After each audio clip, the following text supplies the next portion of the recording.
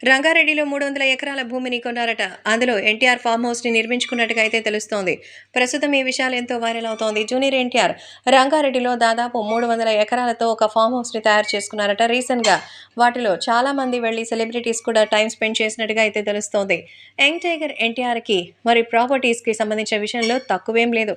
ముఖ్యంగా తన తాతగారి ఊరు నిమ్మకూరులో ఆయనకి ఎక్కువగా స్థిరాస్తులు కొనుగోలు చేస్తున్నట్టు తెలుస్తోంది. తాతగారి మీద కన్న కొడుకైనటువంటి మరి వాళ్ళకే సైతం ప్రేమ లేదు.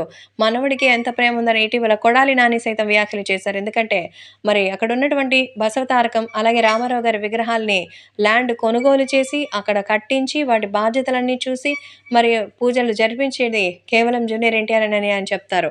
అయితే ఈ నేపథ్యంలో తాజాగా రంగారెడ్డిలో తను కట్టుకున్న కొత్త ఫామ్ హౌస్ గురించి తెలిసి అందరూ షాక్ అవుతున్నారు. 1, 2 కాదు 300 ఎకరాలు.